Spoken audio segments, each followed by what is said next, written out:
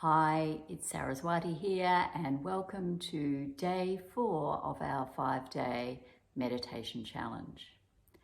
So, different personalities and processing styles have different preferences in the way that they learn and process. So today we're looking at more of a kinesthetic method, a method that's a bit more feeling and moving to suit those of you who might appreciate that as a way to quieten the mind and concentrate the mind and focus the mind before letting go. Ultimately, we are working with stillness meditation, still mind meditation, where the method is the bridge, as I have said to you a few times. The method is the tool from getting to busy mind and engaging with the mind to watching the mind and having a choice about whether or not to engage. And when we're meditating, we make the choice to not engage. Doesn't mean the mind isn't wonderful. It is great to have a mind, as I often say, but it's also great to recognize it as the wonderful tool that it is, and that it's okay to let go of it and get perspective on what our minds can do for us and what they can't do for us. So, another thing I wanted to mention today, just before we get started, is what might we expect as benefits of our practices of meditation.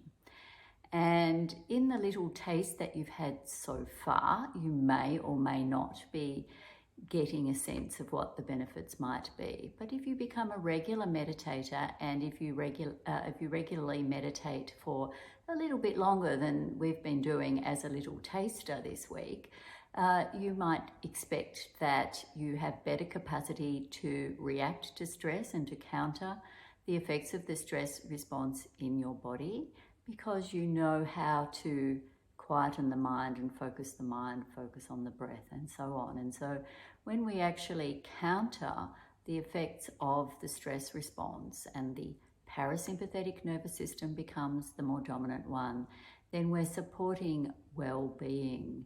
And this is such a, there's lots more benefits than that, but this is such a useful thing.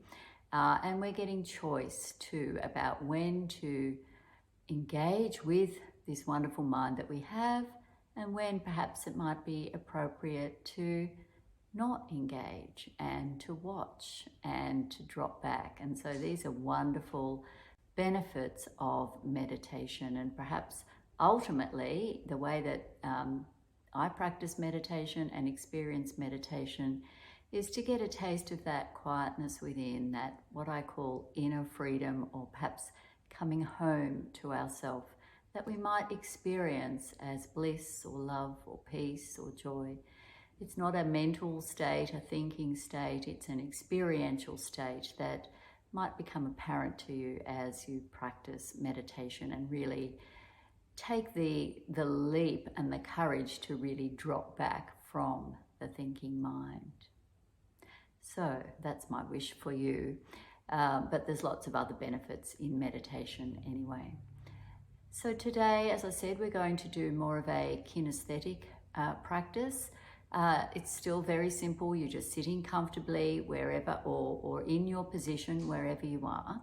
And we're going to focus on the breath and the feeling of expansion and contraction with the breath.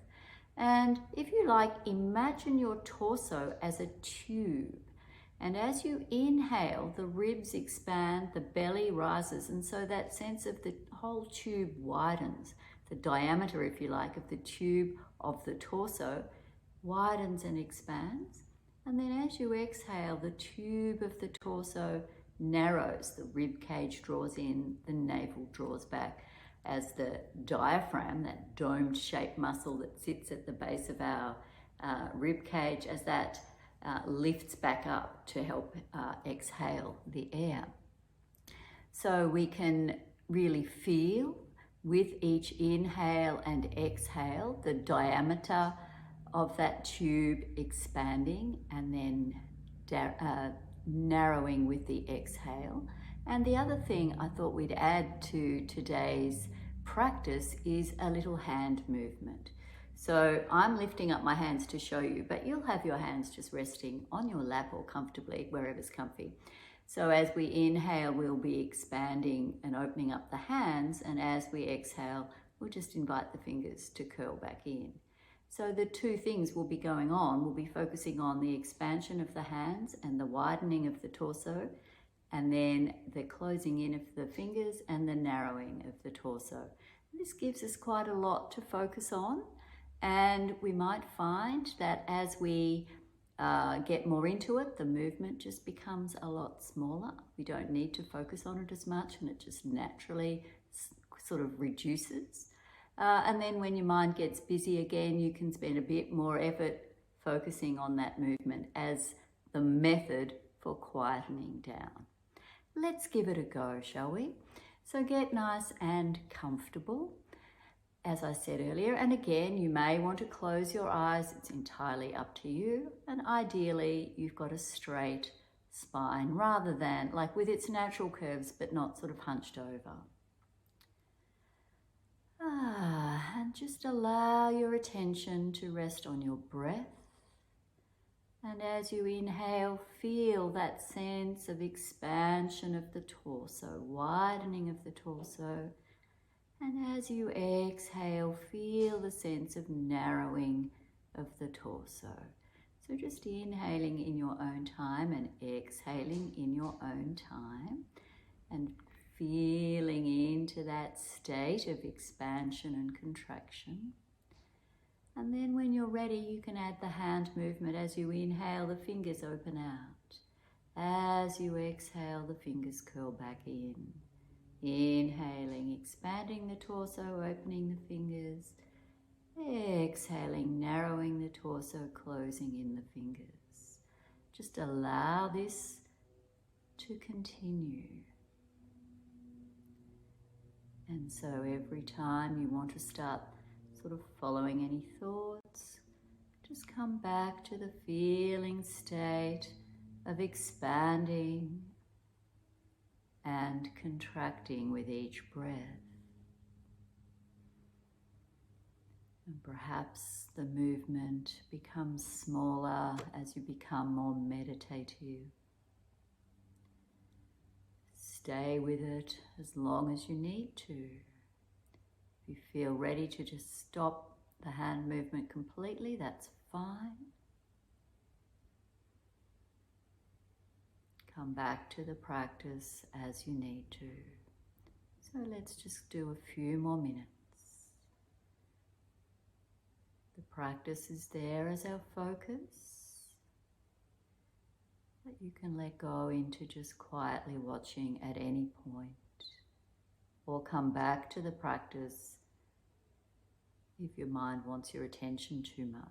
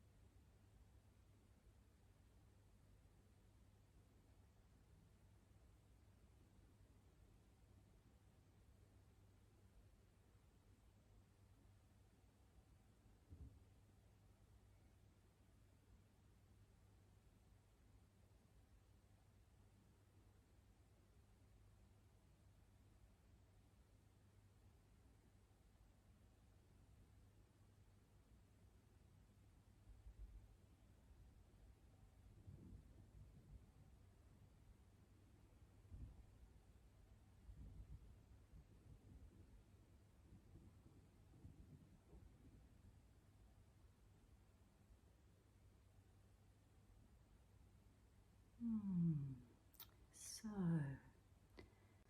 again, just a few short minutes, but notice. Are you caught up in thinking? If you are, that's okay. You've got a normal mind, and it doesn't mean that you can't meditate. It just means that, meditation requires a bit of practice, and that's totally okay. It's very human to have a mind that wanders. But notice, can you notice what your mind has been doing for these few minutes while you've been meditating? And were you focused on the movement, the tube breathing and the hand movement? Or did you drop that fairly quickly? Did you come back to it? Just notice all of these things about your practice today. And then, as I like to say, keep on noticing throughout the day.